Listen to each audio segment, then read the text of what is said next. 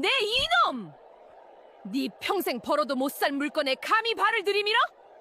그날은 여느 때와 다를 바 없는 장날이었습니다. 5일장 포목전 앞 사람들이 북적이는 그 한복판에서 한 노인이 발이 걸려 비틀거리다 앞선 이의 비단 신발을 밟고 말았으니 노인은 황급히 허리를 굽혀 용서를 빌었으나 돌아온 것은 말이 아니었습니다. 군중이 보는 앞에서 그 어깨를 밀쳐 바닥에 주저앉히고는 모욕적인 말과 함께 발길질을 하였지요. 허나 그들은 미처 알지 못하였으니 그 장면을 군중 속 한자리에서 숨조차 참은 채 지켜보는 눈이 있었다는 것을. 바닥에 주저앉은 이는 다름 아닌 그녀의 시어머니였고 그 며느리의 이름은 덕내라 하였습니다. 그리고 그 하루가 이 참판댁을 뿌리째 뒤흔들 긴 복수의 시작이 될 줄은 아무도 짐작하지 못하였지요. 과연 이들에게 무슨 일이 벌어지는 걸까요? 장날이었습니다. 닷새마다 한 번씩 열리는 5일장, 포목전 앞 좁은 길목에는 아침부터 사람들이 빽빽이 들어차 있었으니 배를 고르는 안악과 나무를 파는 노인과 엿을 외치는 장사치가 뒤섞여 발 디딜 틈조차 없는 날이었습니다. 윤 씨 부인은 그날 혼자 장을 보러 나왔습니다. 며느리 덕내가 따라 나서겠다 하였으나 부인은 손을 저었으니 이 정도 장길은 혼자서도 넉넉하다며 광주리 하나만 달랑 들고 집을 나선 것이었습니다. 살 것도 많지 않았습니다. 무명배 한 필, 된장거리 콩 한 돼, 그것이 전부였지요. 포목전 앞에 다다랐을 때였습니다. 맞은편에서 행렬이 오고 있었으니 한양에서 내려온 이 참판댁 일행이었습니다. 앞세운 하인만 넷, 뒤따르는 몸종만 둘. 한눈에 보아도 여느 집안이 아님을 알 수 있는 행렬이었으나 좁은 장터 길목에서 그 행렬을 피하기란 쉬운 일이 아니었습니다. 사람들이 제각기 비켜서느라 술렁이는 그 틈에서 윤 씨 부인의 발이 걸렸습니다. 앞을 제대로 살피지 못한 채 비틀거리던 부인의 발이 마침 걸음을 멈춘 정환의 비단 신발 위에 그대로 내려앉고 말았습니다. 순간 행렬이 멎었습니다. 윤 씨 부인은 얼굴이 하얗게 질려 곧바로 허리를 깊이 숙였습니다. 아이고, 아가씨, 소인이 그만 눈이 어두워 이런 실수를 저질렀으니 부디 용서하여 주십시오. 정말이지 고의가 아니었습니다요. 몇 번이고 허리를 굽혀 빌었으나 정화는 내려다보며 신발코를 들여다볼 뿐이었습니다. 그러더니 아무 말 없이 손을 들었습니다. 퍽. 그 손이 윤 씨 부인의 어깨를 밀쳤고 부인은 그대로 흙바닥에 주저앉았습니다. 주변이 일순 조용해졌습니다. 정환이 천천히 입을 열었습니다. 무릎을 꿇어라. 이미 바닥에 주저앉아 있는 노인에게 한 말이었습니다. 내 신이 얼마짜리인 줄은 알고 발을 들이밀었느냐. 내 평생 뼈가 닳도록 벌어도 구경조차 못할 물건이야. 흙이 튀었으면 그 값은 해야 할 것 아니겠느냐. 윤 씨 부인은 떨리는 손으로 바닥을 짚은 채 고개를 숙였습니다. 억울하다는 말도 다시 한 번 빌겠다는 말도 입 밖으로 나오지 않았으니 그저 흙바닥에 두 손을 짚고 숨을 죽이는 것이 전부였습니다. 구경꾼들이 웅성거렸으나 아무도 나서지 못하였습니다. 참판댁 하인들이 행렬 앞뒤로 버티고 서 있었으니 그 위세 앞에 입을 여는 것조차 쉬운 일이 아니었지요. 그 군중 속 한 자리에 덕내가 있었습니다. 콩을 사러 잠시 장을 들렀다가 시어머니 뒤를 따라 포목전 쪽으로 걸어오던 참이었으니 덕내가 그 장면을 목격한 것은 순전히 우연이었습니다. 그러나 흙바닥에 두 손을 짚고 고개를 숙인 채 아무 말도 못하는 시어머니의 뒷모습을 바라보는 순간 덕내의 발이 멎었습니다. 손에 들고 있던 광주리가 스르르 흔들렸습니다. 손가락이 하얗게 질릴 만큼 손잡이를 움켜쥐었으나 덕내는 한 발짝도 앞으로 나아가지 못하였으니 참판댁 하인들이 길을 가로막고 선 탓이었습니다. 정환의 행렬이 천천히 움직이기 시작하였습니다. 마지막으로 한 번 더 흙바닥에 윤씨 부인을 내려다보다가 정환은 아무 말 없이 시선을 거두었습니다. 처음부터 사람이 아니었던 것처럼 행렬이 완전히 사라지고 난 뒤에야 덕내는 앞으로 뛰어갔습니다. 어머님, 어머님. 윤씨 부인을 부축해 일으켜 세우는 덕내의 손이 떨리고 있었습니다. 부인의 치마 무릎께에 흙이 묻어 있었고 두 손에도 흙이 가득하였습니다. 아이고, 걱정 마라. 나는 괜찮다. 발이 걸려 내가 잘못한 것이지.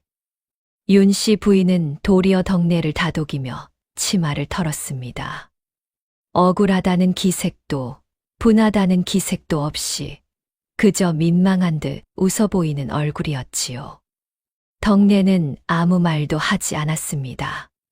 시어머니의 손을 두 손으로 감싸 쥔 채 장터 군중 너머 이미 사라진 행렬의 방향을 가만히 바라보았습니다. 그 눈 속에 무엇이 있었는지는 덕내 본인만이 알았을 것이었습니다. 그날 밤 덕내는 잠을 이루지 못하였습니다. 집으로 돌아오는 길 내내 윤씨 부인은 별말이 없었습니다.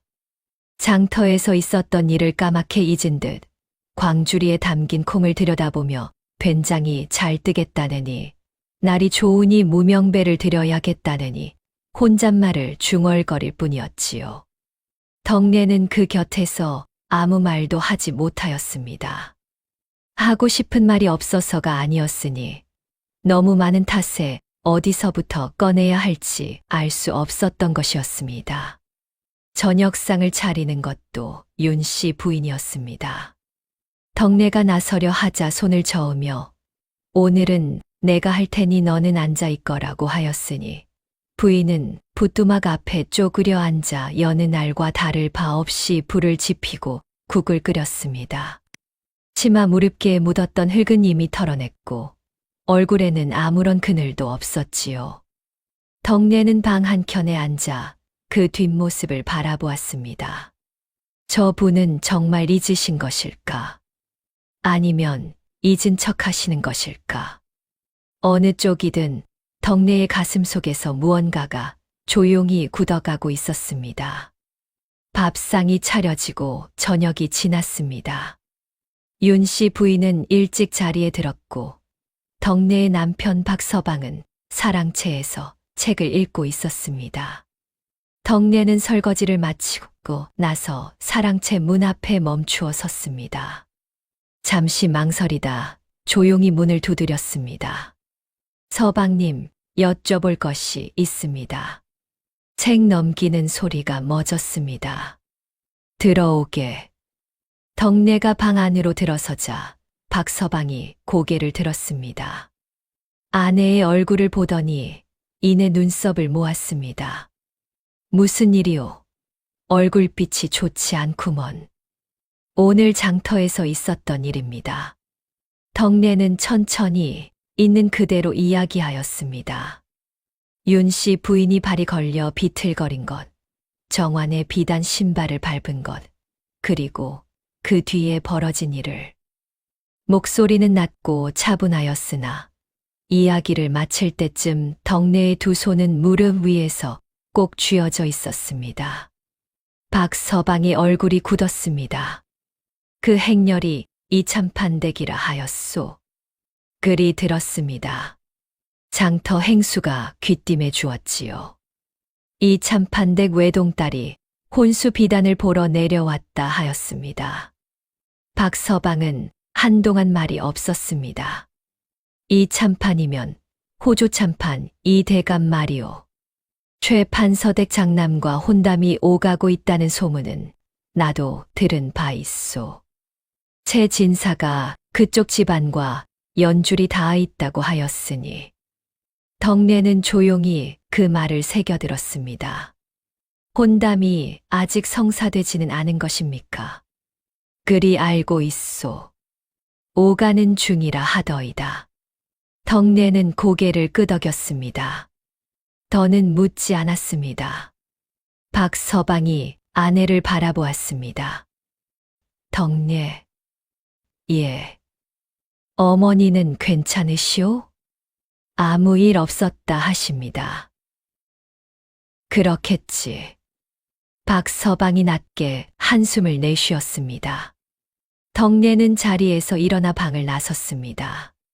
그날 밤 덕내는 자리에 누웠으나 잠이 오지 않았습니다. 천장을 바라보았습니다. 눈을 감았습니다. 그래도 떠오르는 것은 하나였으니 흘바닥에 두 손을 짚고 고개를 숙인 시어머니의 뒷모습이었습니다. 평생 남편 없이 아들 하나만 바라보며 살아온 분이었습니다.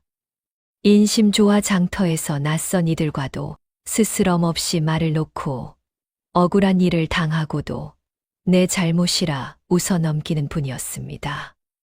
그런 분을 군중 앞에서 흘바닥에 밀쳐놓고 무릎을 꿇으라 하였습니다. 덕내는 천천히 눈을 떴습니다. 창호지 사이로 달빛이 가늘게 스며들고 있었으니 밤이 꽤 깊은 시각이었습니다. 그 빛 아래서 덕내는 반드시 누운 채 한동안 움직이지 않았습니다. 이윽고 덕내가 천천히 몸을 일으켰습니다. 무릎을 세우고 앉아 두 손을 가지런히 무릎 위에 얹었습니다. 서두르는 기색도 흔들리는 기색도 없었습니다. 이 참판댁, 이정환, 혼담이 아직 성사되지 않았다 하였습니다. 덕내는 오래도록 그 이름을 마음속으로 되새겼습니다. 분노는 이미 차갑게 가라앉아 있었으니 이제 남은 것은 생각뿐이었습니다. 무엇을 알아야 하는지, 누구를 먼저 만나야 하는지, 그리고 어디서부터 시작해야 하는지. 날이 밝으면 장터로 나가야겠다고 덕내는 생각하였습니다.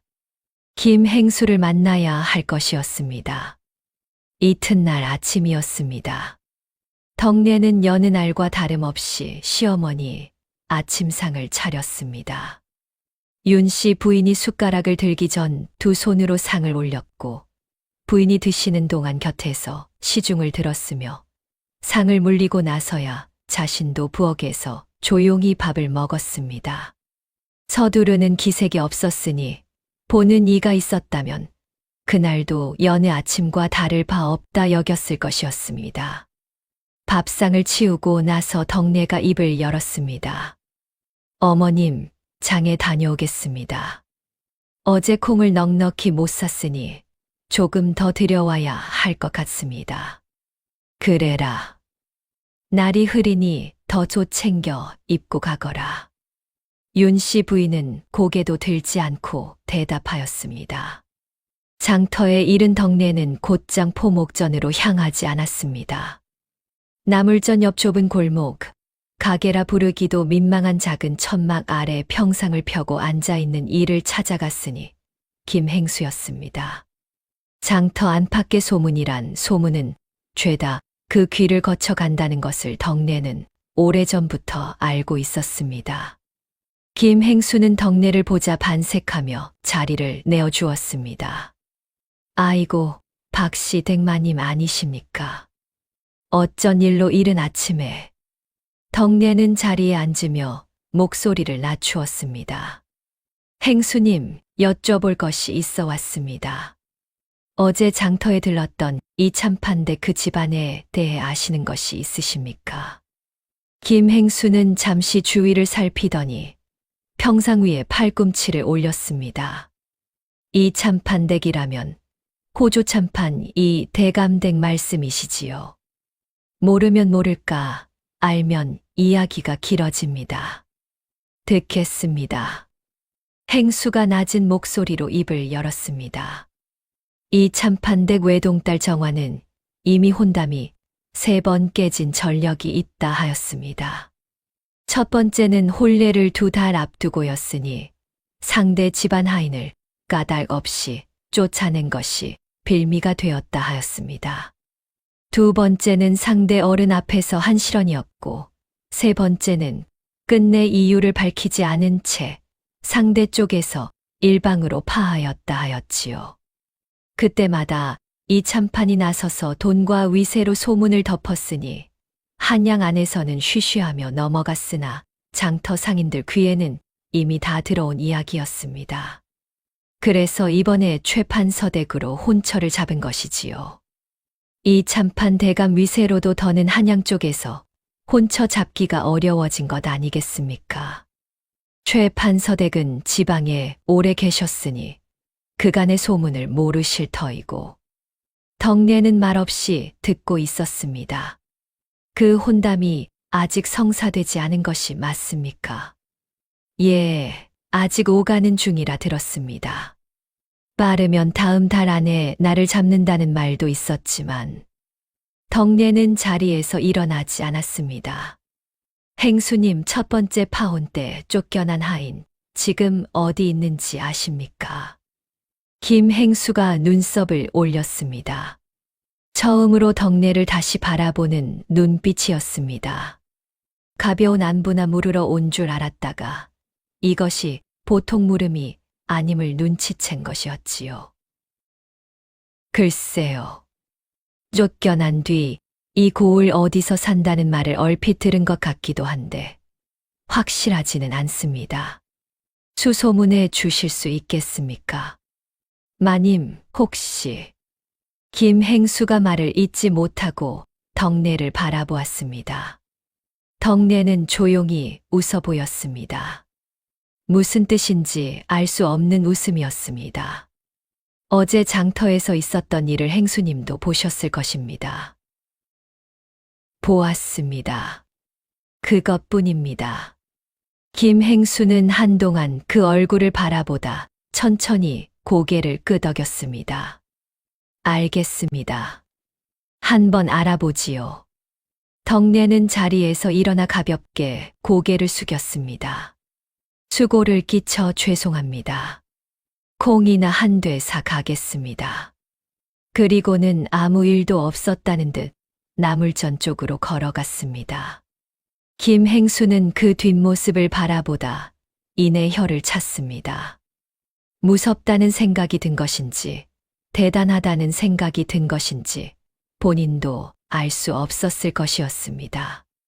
집으로 돌아온 덕례는 콩을 부엌에 들여놓고 아무 말 없이 바느질 자리에 앉았습니다.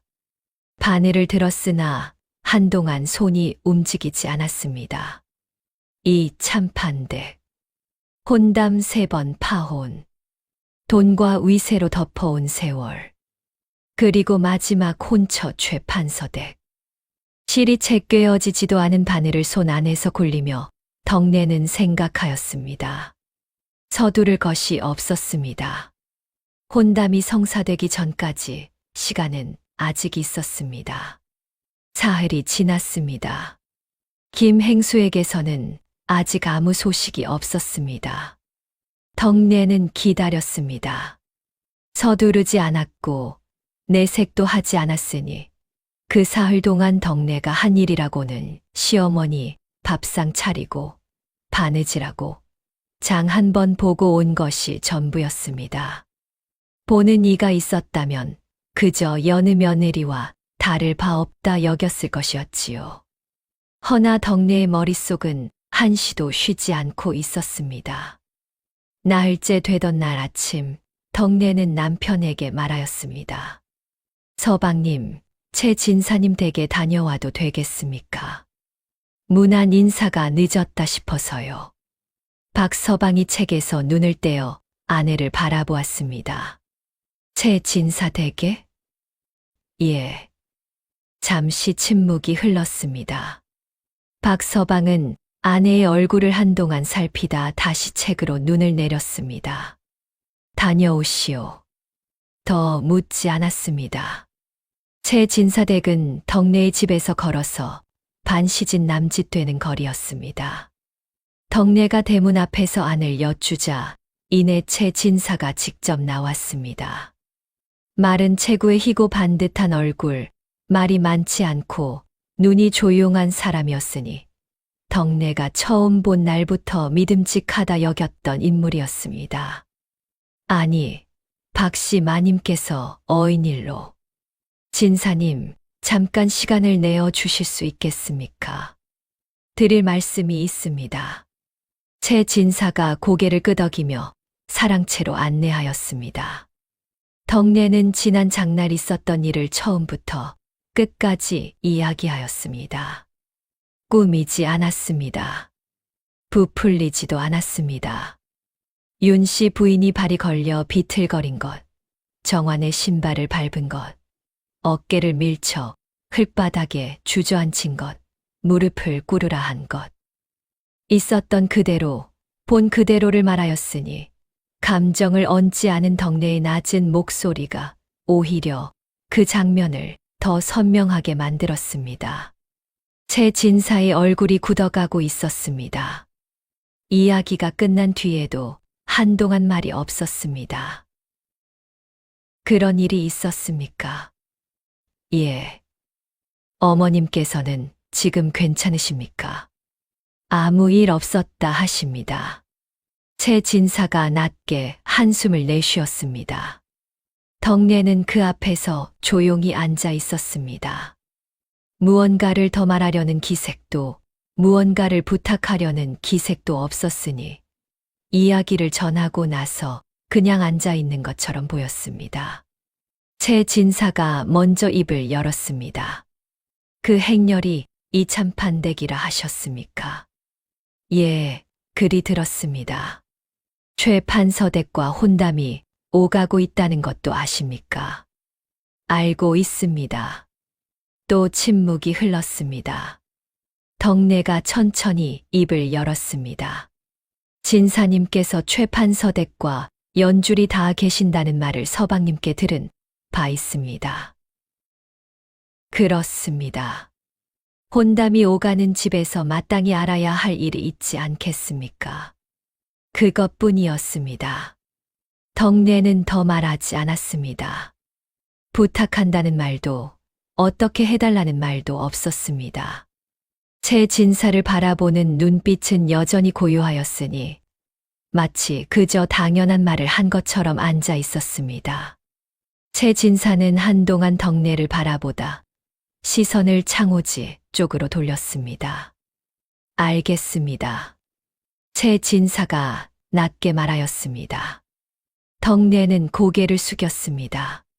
시간을 내어주셔서 감사합니다, 진사님. 자리에서 일어난 덕내는 대문을 나서며 뒤를 돌아보지 않았습니다. 최 진사는 마루에 서서 그 뒷모습을 바라보았습니다. 발소리도 크지 않고 걸음도 서두르지 않는 뒷모습이었습니다. 그날 저녁 최 진사는 붓을 들었습니다. 최 판서댁 쪽 지인에게 보내는 짧은 서찰이었습니다. 길게 쓰지 않았습니다. 장터에서 있었던 일을 본 대로 적고 혼담이 오가는 집에서 한 번쯤 살펴볼 일이 있을 것이라는 말 한 줄을 더하였을 뿐이었습니다. 서찰을 봉한 채 진사는 한동안 그것을 손 안에 쥐고 앉아 있었습니다. 옳은 일인지 그른 일인지는 알 수 없었습니다. 다만 한 가지는 분명하였으니 박씨 마님이 전한 것은 꾸밈없는 사실이었고 혼담이 오가는 집에서 마땅히 알아야 할 일인 것도 사실이었습니다. 최 진사는 이튿날 아침 일찍 심부름꾼을 불렀습니다. 최 진사의 서찰이 최 판서댁에 닿은 것은 사흘 뒤였습니다. 서찰을 받아든 최 판서댁 지인이 어떤 표정을 지었는지, 그 내용을 누구에게 먼저 전하였는지는 덕내도 최 진사도 알 수 없는 일이었으니 다만 열흘이 채 지나지 않아 장터 안에 조용한 소문 하나가 돌기 시작하였지요. 최 판서댁에서 이참판댁과의 혼담을 놓고 다시 헤아리고 있다는 말이었습니다. 소문이란 늘에 그러하듯 어디서 시작되었는지는 아무도 몰랐습니다. 소문이 이 참판의 귀에 들어가기까지는 그리 오래 걸리지 않은 것이었으니 이 참판은 소식을 접하자마자 즉각 움직이기 시작하였습니다. 먼저 고을 수령을 불렀습니다. 정확히는 불렀다기보다 윽박질렀다 함이 맞을 것이었으니 장터에 떠도는 소문의 출처를 찾아내라 하였고 그 입을 막으라 하였지요. 수령은 관하로 돌아와 아전들을 닥달하였으나 뜬 소문의 뿌리를 캐내는 것이 어디 쉬운 일이겠습니까? 장터 상인들은 모두 고개를 저었을 뿐이었으니 들은 것뿐이고 누가 먼저 한 말인지는 모른다 하였습니다. 수령을 통한 방법이 막히자 이 참판이 다음으로 찾은 것은 채 진사였으니 채 진사가 불려간 것은 이 참판 댁 사랑채였습니다. 넓고 무거운 방이었지요. 이 참판은 상석에 버티고 앉아 채 진사가 들어서자마자 눈을 가늘게 뜨며 입을 열었습니다. 자네가 최판서댁에 무슨 말을 흘렸다는 소문이 들리더군. 채 진사는 고개를 숙이며 답하였습니다. 대감 소인은 장터에서 있었던 일을 아는 이에게 전하였을 뿐이었습니다. 사실이 아닌 말은 한마디도 없었으니 사실이라. 이 참판이 낮게 웃었습니다. 웃음이라기보다는 코웃음에 가까운 소리였으니 잠시 채 진사를 내려다보다 다시 입을 열었지요. 장터에서 어린 것이 노인에게 말 한마디 거칠게 한 것이 그리 대단한 일이오? 자네가 남의 혼사에 끼어들 만한 사안이란 말이오? 채 진사는 잠시 침묵하다 천천히 고개를 들었습니다. 말 한마디가 아니었습니다. 대감. 노인을 흙바닥에 밀쳐 넘어뜨리고 무릎을 꿇으라 하였으니 그것을 장터 군중이 모두 본 것이었지요. 이 참판의 눈이 차갑게 가라앉았습니다. 자네 지금 내 딸을 욕하는 것이오? 대감께서 어떻게 들으시든 소인이 어찌할 도리가 없는 것이었습니다. 다만 소인이 전한 것은 그날 장터에 있었던 누구라도 할 수 있는 말이었으니 이 참판은 한동안 채 진사를 노려보았습니다. 방 안에 아무 소리도 없었으니 창호지 너머로 바람 소리만 희미하게 들려올 뿐이었지요. 돌아가시오. 채 진사는 고개를 숙이고 자리에서 일어났습니다. 문을 나서는 순간까지 등에 시선이 꽂히는 것을 느꼈으나 걸음을 서두르지 않았으니 바깥으로 나와서야 비로소 길게 숨을 내쉬었습니다. 그 무렵 덕내는 집 안마루에서 시어머니와 나란히 앉아 콩깍지를 까고 있었으니 이 참판이 채 진사를 불러 윽박지르고 있는 그 시각에도 덕내의 손은 조용히 움직이고 있었습니다. 윤씨 부인이 말하였습니다. 덕내야, 올가을에는 김장을 넉넉히 담가야겠다. 지난 겨울에 배추가 모자라 고생하였으니. 예, 어머님. 올해는 더 드리겠습니다. 그래. 이웃집에도 나눠줘야 하니까. 덕내는 대답하며 손을 멈추지 않았지요. 표정도 여느 때와 다를 바 없는 것이었으니 이 참판이 어디서 누구를 닥달하고 있는지 전혀 모르는 사람처럼 보였습니다. 이 참판은 그 시각 뒤를 흔드는 자가 누구인지 여전히 알지 못하였으니 채 진사의 서찰에서 비롯되었다는 것은 짐작하였으나 채 진사가 왜 그 일에 나섰는지 그 뒤에 누가 있는지는 전혀 눈치채지 못한 것이었습니다. 소문의 뿌리를 캐내려 수령을 닥달하였으나 장터 상인들의 입에서는 아무것도 나오지 않았으니 소문이란 이미 퍼진 뒤에는 뿌리가 없는 것과 마찬가지였지요. 이 참판은 방향을 돌렸습니다. 직접 최판서댁을 찾아가 혼담을 매듭 짓겠다 하였으니 소문은 소문일 뿐이고 혼담은 혼담이라 자리를 한번 마련하면 될 일이라 여긴 것이었습니다. 최판서댁 쪽에서 자리를 허락하였지요. 덕내가 그 소식을 들은 것은 이튿날 아침 김행수를 통해서였으니 이참판이 직접 최판서댁을 찾아가겠다 하였다는 말이었습니다. 마님, 괜찮겠습니까? 이참판 대감 위세면 최판서댁도 쉽게 거절하기 어려울 것인데. 덕내는 광주리를 고쳐들며 물었습니다. 행수님, 쫓겨난 하인은 찾으셨습니까? 김행수가 눈을 깜빡였습니다. 아직 수소문 중이었지요. 서두르지 않으셔도 됩니다. 천천히 찾아주십시오. 덕내는 그것으로 발걸음을 돌렸으니 이참판이 자리를 마련한다는 소식에도 얼굴빛 하나 변하지 않은 채로였습니다. 이참판이 자리를 마련한 것은 그로부터 닷새 뒤였습니다. 최판서댁 장남 현보를 초대하여 식사를 함께하는 자리였으니 소문으로 흔들린 혼담을 직접 눈으로 보고 확인하게 하려는 것이었지요. 이참판은 그 자리에 공을 들였습니다. 상을 넉넉히 차렸고 정환에게도 단단히 일러두었으니 오늘만큼은 조심하라 하였습니다. 정환은 고개를 끄덕였습니다. 현보가 도착한 것은 오시가 조금 지난 무렵이었습니다. 최판서댁 장남답게 차림이 단정하였으니 옅은 회색 저고리에 흰 도포를 걸치고 검은 갓을 쓴 모습이었습니다. 이참판이 상석으로 안내하며 극진이 대하였고 정환도 자리에 나와 단정히 앉았지요. 처음 한동안은 별탈이 없었습니다.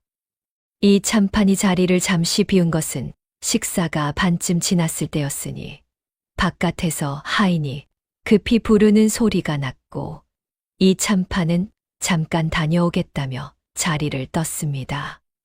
정환과 현보 둘만 남은 자리였습니다. 현보가 먼저 말을 꺼냈습니다. 소인이 요즘 맹자를 다시 읽고 있는데 읽을수록 어렵다는 생각이 드는 것 같습니다. 맹자요. 정환이 찻잔을 내려놓으며 입꼬리를 올렸습니다. 소인도 어릴 때 읽었지요. 그리 어렵지는 않았던 것 같은데. 현보가 웃으며 고개를 끄덕였습니다. 저는 사서 중에서도 맹자가 가장 깊다고 느끼는 터라. 정환이 가볍게 고개를 기울였습니다. 글쎄요. 깊은 것과 어려운 것은 다른 것 아니겠습니까?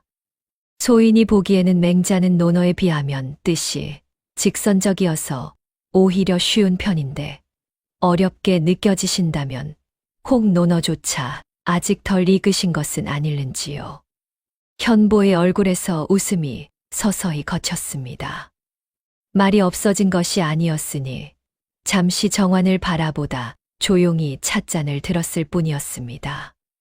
그러나 그 눈빛이 달라졌다는 것을 정환은 눈치채지 못하였지요. 정환은 계속하였습니다. 한양에서 내로라 하는 집 자제분들도 사설을 제대로 읽은 이가 드물다는 말을 들었습니다. 과거 공부에만 급급하다 보면 글의 뜻보다 답을 외우는데 더 힘을 쓰게 되는 것이니 어쩌면 당연한 일이겠지요. 현보는 대답하지 않았습니다. 찻잔을 내려놓고 무릎 위에 두 손을 얹은 채 조용히 앉아 있었으니 그 침묵이 어색하다는 것을 정환은 그때도 알아채지 못한 것이었습니다. 이 참판이 돌아왔을 때 자리는 조용하였습니다.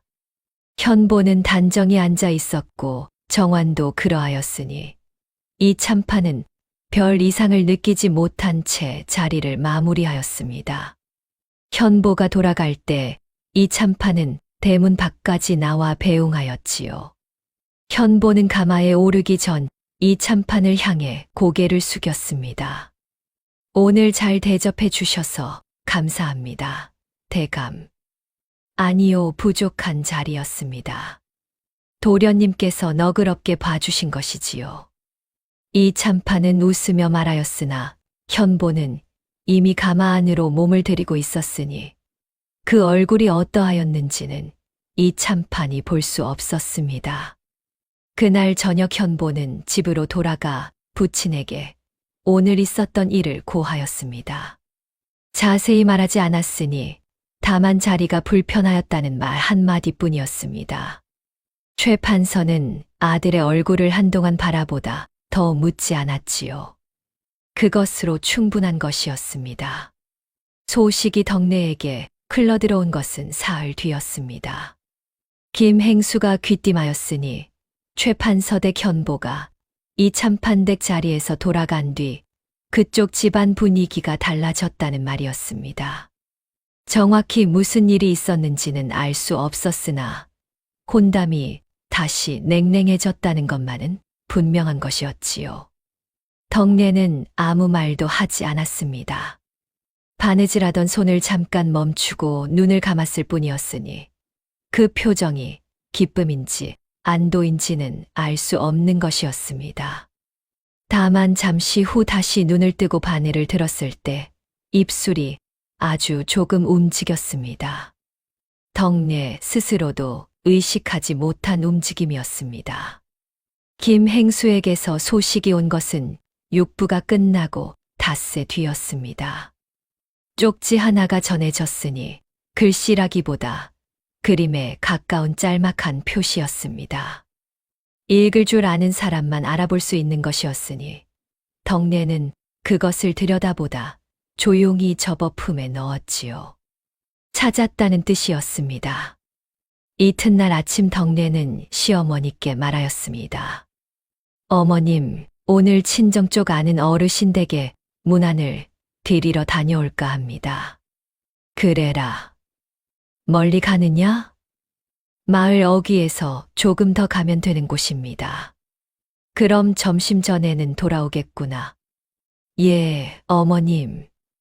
윤 씨 부인은 더 묻지 않았습니다.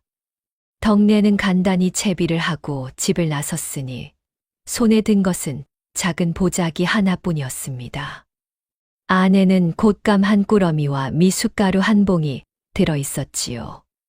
노파가 사는 곳은 마을 어귀를 지나 논길을 따라 한참을 더 들어간 외진 곳이었습니다. 허름한 초가 한 채였으니 마당에 빨래가 널려 있었고 부뚜막 쪽에서 연기가 가늘게 오르고 있었지요. 덕내가 대문 앞에서 기척을 내자 안에서 인기척이 멎었습니다. 잠시 후 문이 열렸으니 70은 넘어 보이는 노파가 지팡이를 짚고 나왔습니다. 덕내를 보자 노파의 눈이 가늘어졌습니다. 누구요?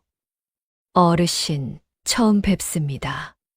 소인은 이 고을 박서방댁 며느리라 합니다. 오늘 찾아뵌 것은 다름이 아니오라 어르신께서 옛날 이 참판댁에 계셨다는 말을 전해 듣고 인사를 드리러 온 것이었습니다. 노파의 눈빛이 한순간 굳었습니다. 그 이야기 하러 왔소. 억지로 여쭤보러 온 것이 아닙니다.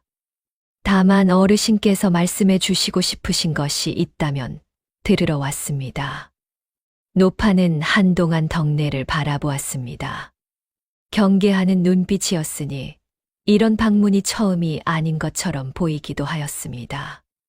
덕내는 그 자리에 서서 아무 말도 덧붙이지 않았지요. 재촉하지 않았고 설명하지도 않았으니 그저 노파가 결정하기를 기다렸습니다. 노파가 천천히 몸을 돌렸습니다. 들어오시오. 초가 안은 좁고 어두웠습니다. 덕내는 노파가 권하는 자리에 앉았으니 보자기를 두 손으로 내밀며 고개를 숙였습니다. 변변치 않은 것이나 가져왔습니다. 노파는 보자기를 받아 옆에 내려놓고 덕내를 바라보았습니다. 이 참판댁이 왜요? 어르신께서 그 댁에서 쫓겨나신 일이 있다 들었습니다. 쫓겨났지요. 쫓겨나고 말고 노파가 낮게 웃었습니다. 웃음이라기보다 오래된 것을 꺼내는 소리에 가까운 것이었으니 지팡이를 무릎에 가로로 얹고 잠시 허공을 바라보았습니다.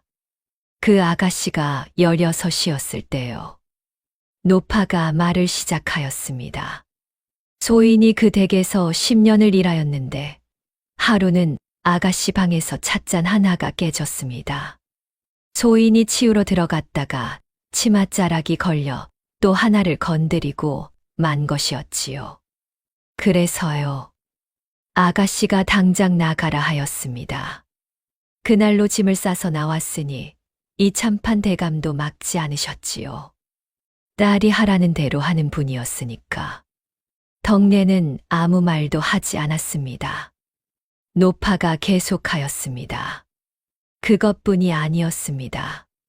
나오면서 들으니 소인이 찻잔을 일부러 깼다는 말이 돌고 있었으니 그 소문 때문에 이후로 다른 데서 일을 구하기가 어려웠지요. 식구들이 고생을 많이 하였습니다.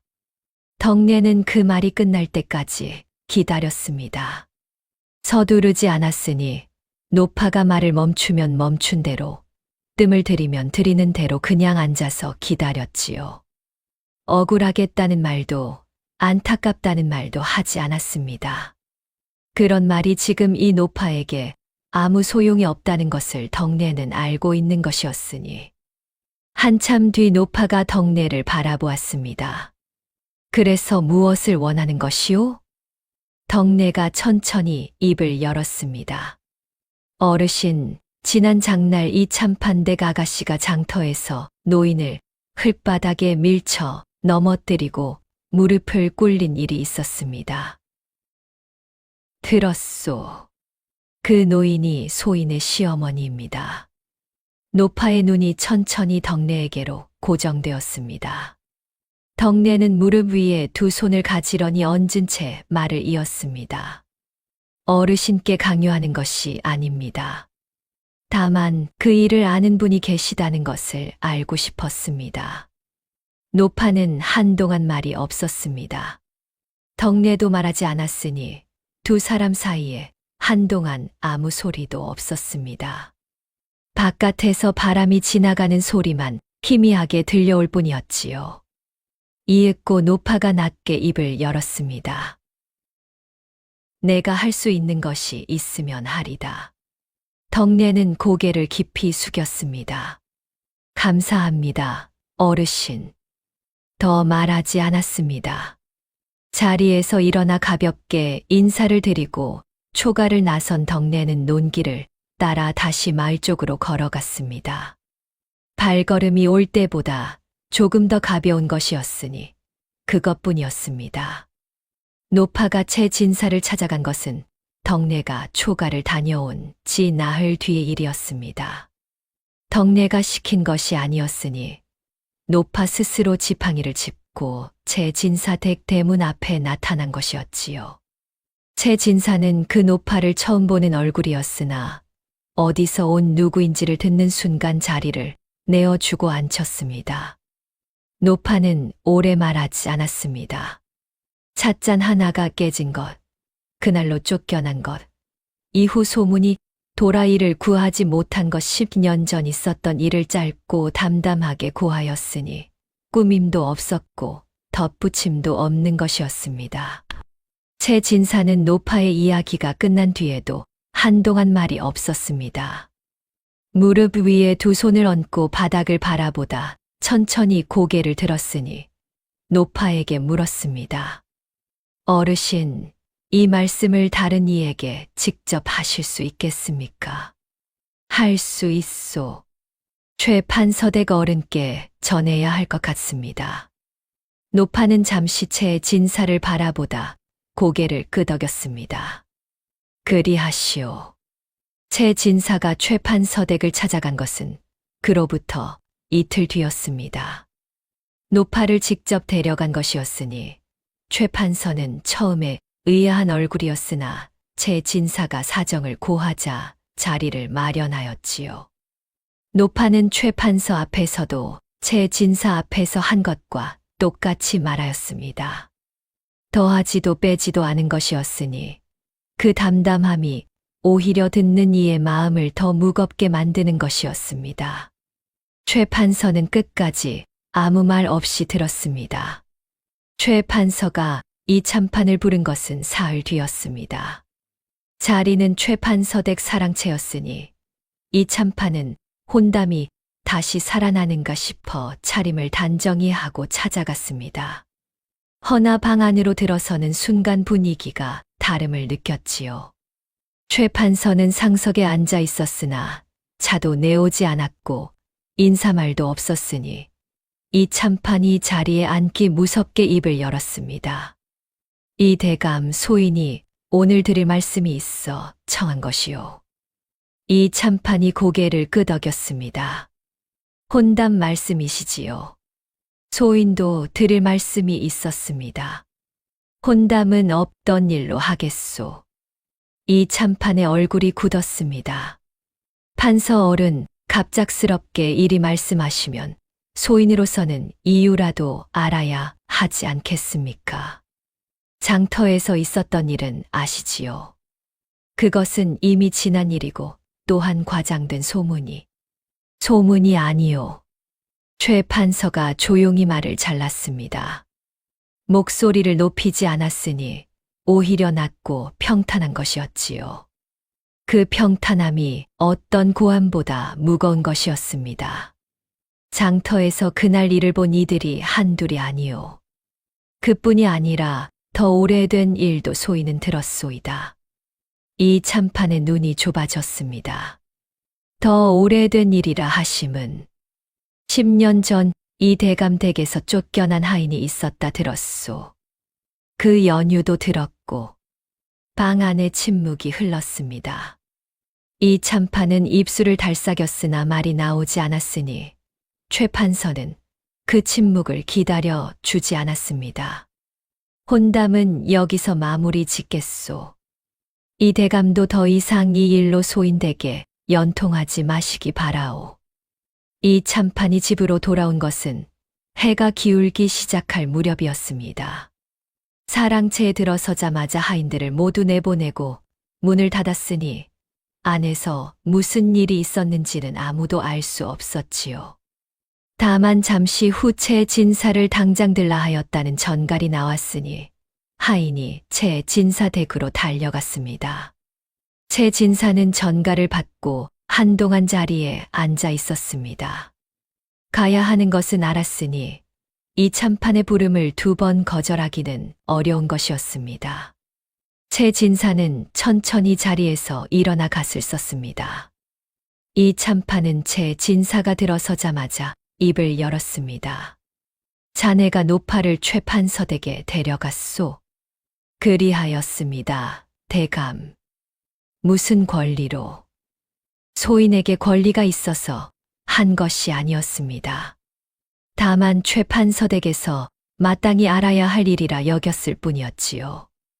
이 참판이 자리에서 일어섰습니다. 방 안을 한 바퀴 돌더니 채 진사 앞에 멈추었습니다. 수령을 통해 자네를 문초할 수도 있소. 채 진사는 고개를 숙이며 답하였습니다. 소인이 한 말은 모두 사실이었습니다. 대감. 사실을 전한 것으로 문초를 받는다면 그것은 소인이 감당할 일이겠지요. 이 참판은 한동안 채 진사를 바라보았습니다. 수령을 동원하겠다 하였으나 최 판서가 이미 이 일을 알고 있는 마당에 함부로 움직이기 어려운 것이었으니 최 판서의 위세는 이 참판이 기댈 수 있는 어떤 줄보다 굵은 것이었습니다. 이 참판은 그것을 모르지 않았지요. 돌아가시오. 채 진사는 고개를 숙이고 방을 나섰습니다. 그 시각 덕내는 안방에서 시어머니 윤씨 부인과 마주 앉아 바느질을 하고 있었습니다. 요즘 눈이 더 침침해졌는지 바늘 귀에 실을 꿰기가 영 힘드네. 소인이 꿰어드리겠습니다, 어머님. 덕내가 바늘을 건네받아 실을 꿰어 돌려드렸습니다. 윤씨 부인은 받으며 웃었으니 별것 아닌 일에도 고맙다 하는 얼굴이었지요. 덕내는 다시 자신의 바느질로 눈을 내렸습니다. 이튿날 아침 채 진사가 찾아왔습니다. 덕내가 마루에서 맞이하였으니 채 진사는 낮은 목소리로 말하였습니다. 최 판서 어른께서 혼담을 파기하셨습니다. 덕내는 고개를 끄덕였습니다. 수고하셨습니다, 진사님. 박씨마님. 최 진사가 덕내를 바라보았습니다. 이 일이 어디서 시작된 것인지 이 참판 대감은 끝내 알지 못할 것입니다. 덕내는 아무 말도 하지 않았습니다. 다만 최 진사를 향해 고개를 한번 깊이 숙였을 뿐이었으니 그것이 감사인지 확인인지는 채 진사도 알 수 없는 것이었습니다. 혼담 파기 소문은 빠르게 퍼졌습니다. 최 판서댁이 이 참판댁과의 혼담을 공식으로 파하였다는 말이 한양까지 닿는 데는 열흘도 걸리지 않은 것이었으니 소문이란 막으려 할수록 더 넓게 퍼지는 것이었지요. 이 참판은 처음에 한양 쪽 연주를 통해 소문을 잠재우려 하였으나 이번에는 그 연줄들이 선뜻 움직이지 않았습니다. 최 판서의 이름이 이미 이 일에 얹혀 있는 것이었으니 감히 그 위에 손을 대려는 이가 없었던 것이었지요. 이 참판의 관직줄이 흔들리기 시작한 것은 그로부터 얼마 지나지 않은 일이었습니다. 호조 안에서 이 참판을 통해 일을 처리하던 몇몇이 슬그머니 거리를 두기 시작하였으니 직접적으로 등을 돌린 것이 아니었지요.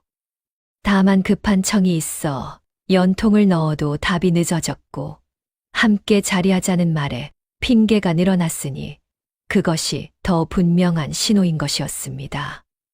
이 참판은 그 변화를 느꼈으나 입 밖으로 내지 않았습니다.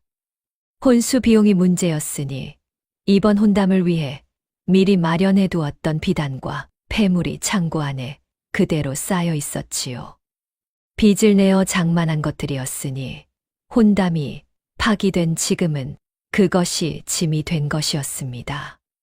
정환이 분위기를 눈치챈 것은 혼담 파기 소문이 퍼진 지 보름쯤 지났을 때였습니다.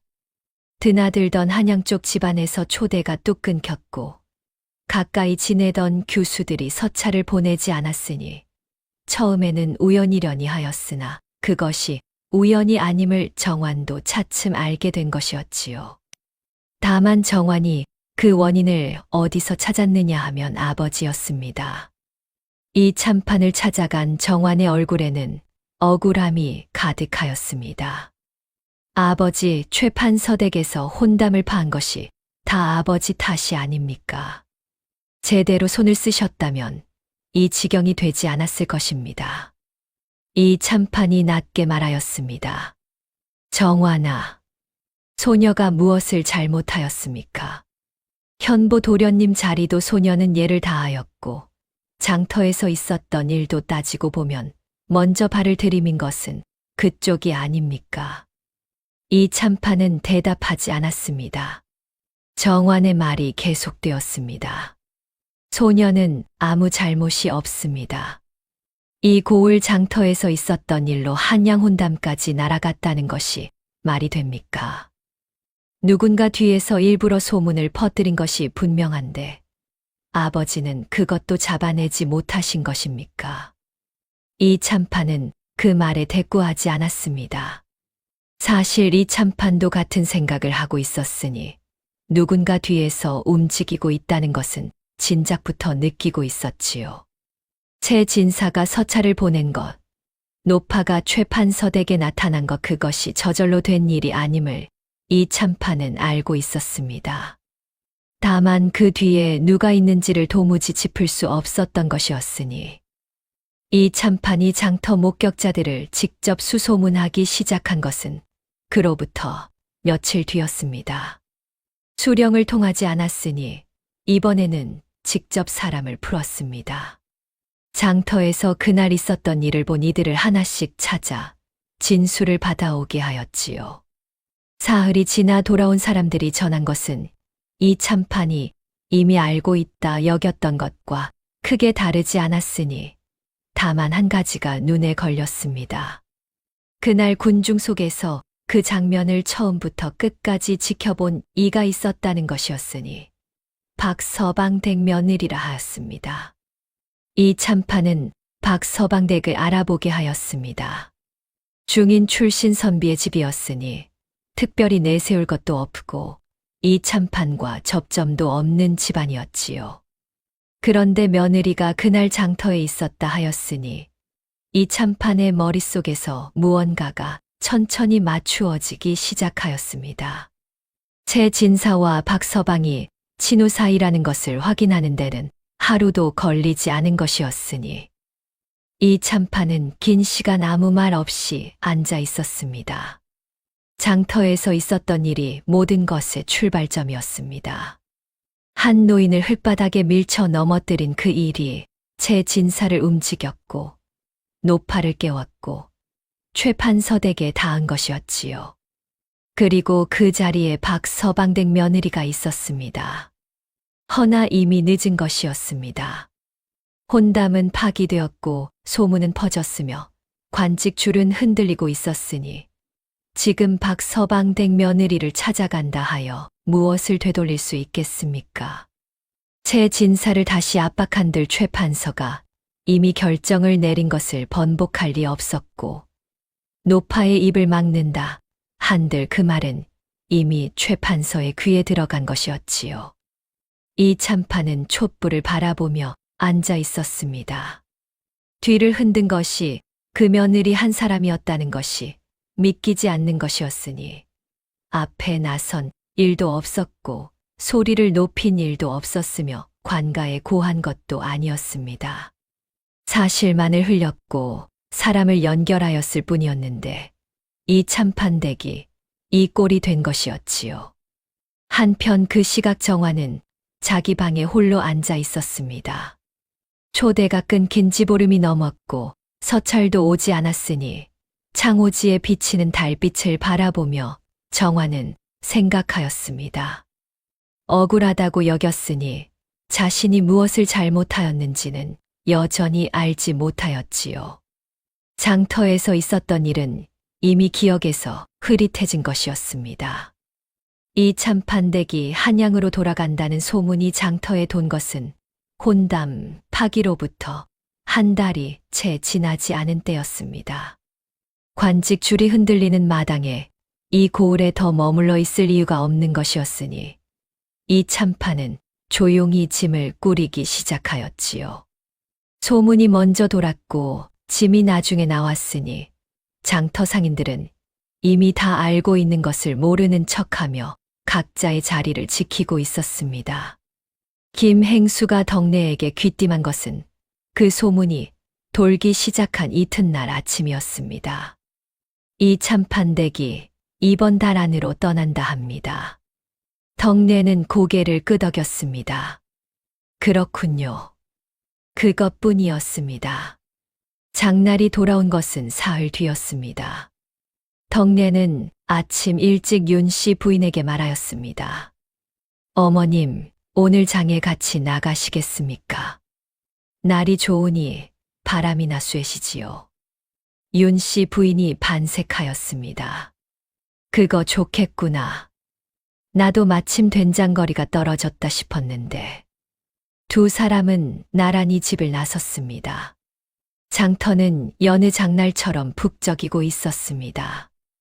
윤씨 부인이 나물전 쪽으로 향하며 이것저것 들여다보는 동안 덕내는 격해서 광주리를 들고 따랐습니다.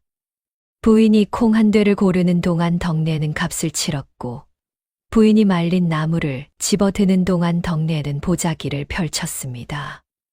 여느 장날과 다를 바 없는 것이었으니 두 사람 사이에 오가는 말도 평소와 다르지 않았지요. 이 나물이 올해는 잘 말랐구먼.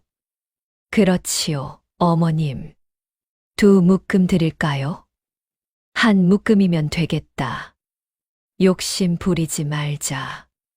포목전 앞을 지나게 된 것은 그 다음이었습니다. 윤씨 부인이 무명배를 한번 봐야겠다 하였으니 덕내는 자연스럽게 부인 곁에서 걸었습니다. 포목전 앞 좁은 길목에 들어섰을 때였지요. 맞은편에서 행렬이 오고 있었습니다. 크지 않은 행렬이었으니 하인 둘과 몸종 하나뿐이었습니다. 지난번에 비하면 초라하다 할 만한 것이었지요. 그 가운데 정환이 있었습니다. 정환의 눈이 덕내를 향해 멎었습니다. 처음에는 그냥 스치려 하였으니 좁은 길목에서 마주치는 수많은 얼굴 중 하나로 지나치려 한 것이었습니다. 그러다 덕내의 얼굴이 눈에 들어왔습니다. 어디서 본 얼굴인지 정환은 알지 못하였습니다. 장터에서 그날 군중 속에 있었다는 것을, 자신이 노인을 밀쳐 넘어뜨리는 것을 처음부터 끝까지 보았다는 것을 정환은 알지 못하는 것이었지요. 덕내가 먼저 눈이 마주치자 걸음을 멈추었습니다. 그리고 조용히 고개를 숙였습니다. 격식을 갖춘 인사였으니 모르는 이에게 예를 표하는 단정한 인사였습니다. 정환은 그 인사를 받으며 덕내를 바라보았습니다. 그 얼굴에서 아무것도 읽지 못하였습니다. 정환의 행렬이 천천히 지나쳤습니다. 윤씨 부인은 포목전 앞에 서서 무명배를 들여다보고 있었으니 그 행렬이 누구인지도 알지 못한 채 배의 촉감을 손으로 가늠하고 있었지요. 덕내는 그 곁으로 걸어가 자연스럽게 섰습니다. 어머님, 이 배가 더 나아 보입니다. 그러냐? 내 눈이 더 좋으니 내가 골라라.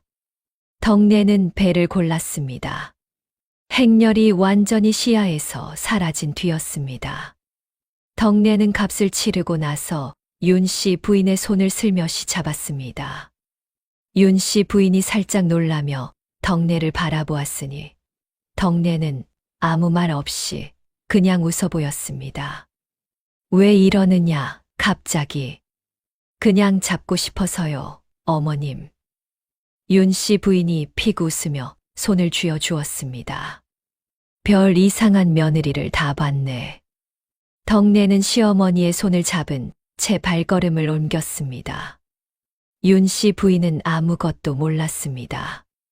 장터에서 어깨가 스친 그 양반대 교수가 누구였는지도, 그 일이 어떻게 끝이 났는지도, 며느리 덕내가 그 사이에서 무엇을 하였는지도 끝내 알지 못한 채였습니다. 다만 오늘 장이 풍성하였다는 것, 날이 좋았다는 것, 며느리가 느닷없이 손을 잡아주었다는 것만을 알았을 뿐이었지요. 덕내는 시어머니 곁에서 걸으며 아무 말도 하지 않았습니다. 정환이 이 고을을 떠나는 날 덕내는 집 안에서 바느질을 할 것이었습니다. 이 참판댁의 짐이 언제 나왔는지, 행렬이 어느 길로 떠났는지 알려 하지 않을 것이었으니 이미 끝난 일이었습니다. 처음부터 끝까지 덕내는 전면에 나선 일이 없었습니다. 거짓말을 한 일도 없었으니 사실만을 흘렸고 사람을 연결하였으며 그리고 기다렸을 뿐이었습니다. 이 참판은 뒤를 흔든 것이 누구인지를 짐작하였으나 끝내 증거를 잡지 못하였지요. 정환은 여전히 자신이 무엇을 잘못하였는지 알지 못한 채 한양으로 돌아가는 것이었습니다. 그리고 덕내는 바늘을 들었습니다. 이 참판댁이 고을을 떠난 것은 가을이 시작되기 전이었습니다. 짐이 나온 날 장터 사람들은 저마다 그 행렬을 바라보았으니 올 때와는 다른 행렬이었지요. 하인의 수도 줄었고 짐의 크기도 줄었으며 무엇보다 그 행렬을 비켜서는 사람이 없었습니다. 장터 한복판을 가로질러 가는 동안 아무도 길을 터주지 않았으니 이 고을에서 이 참판댁의 위세가 어디까지 내려앉은 것인지를 그 하나로 알 수 있는 것이었습니다. 한양으로 돌아간 이 참판의 소식이 고을에 흘러들어온 것은 그로부터 2달이 지난 뒤였습니다. 호조 참판 자리에서 물러났다는 것이었으니 스스로 물러난 것인지 밀려난 것인지는 알 수 없었지요. 다만 관직을 내놓은 뒤 이 참판댁이 한양에서도 조용해졌다는 말이 뒤따라 들어왔으니 드나들던 이들이 끊겼고 큰 자리에서도 이름이 사라졌다 하였습니다. 정환의 혼처는 끝내 나타나지 않았습니다. 최판서댁에서 혼담을 파기한 뒤로 선을 보러 온 집안이 없었다 하였으니 이미 퍼진 소문 앞에서 이 참판이 할 수 있는 것이 아무것도 없는 것이었지요. 정화는 그 집 안에서 나를 보내고 있다 하였습니다. 김행수가 그 소식을 전하였을 때 덕내는 된장을 끓이고 있었습니다. 이 참판 대감이 관직에서 물러나셨다 합니다. 마님. 덕내는 뒤를 돌아보지 않고 솥을 저었습니다. 그렇군요. 정환 아가씨 혼처도 아직 없다 하고. 그렇군요. 김행수가 잠시 덕내의 뒷모습을 바라보다 말하였습니다. 마님, 다 된 것 같습니다. 덕내가 솥에서 손을 떼며 고개를 끄덕였습니다. 된장이요? 예, 된장이지요. 윤 씨 부인은 그날도 마루에 앉아 볕을 쬐고 있었습니다. 덕내가 된장국을 들고 나오자 부인이 고개를 들었습니다. 냄새가 좋구나. 오늘은 뭘 넣었느냐? 늙은 호박 조금 넣었습니다, 어머님. 잘했다. 호박 된장국이 제일이지. 윤 씨 부인은 국그릇을 받아들며 흐뭇하게 웃었습니다. 지난 봄 장터에서 있었던 일은 이미 까맣게 잊은 것이었으니, 아니 어쩌면 처음부터 대수롭지 않게 여긴 것이었지요. 그것이 윤 씨 부인이라는 사람이었습니다. 덕내는 그 곁에 앉았습니다. 볕이 따뜻한 날이었습니다.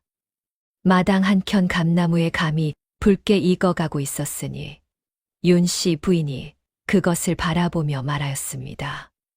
올해 감이 잘 익었구나. 곶감 좀 만들어야겠다. 소인이 하겠습니다, 어머님. 같이 하자. 혼자 하면 재미없으니까. 덕내는 대답하며 하늘을 올려다보았습니다. 높고 맑은 가을 하늘이었습니다. 봄날 장터에서 시작된 일이었습니다.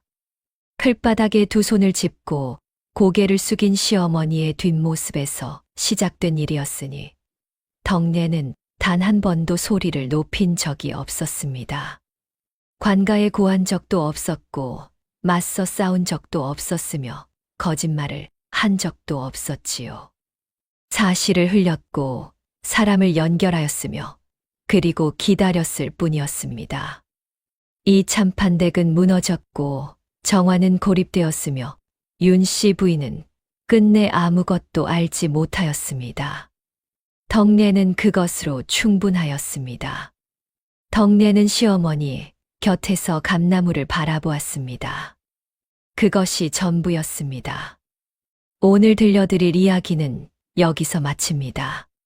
시청해주신 모든 분들에게 항상 좋은 일만 벌어지고 복이 찾아오길 항상 기도하겠습니다. 끝까지 시청해주셔서 진심으로 감사합니다.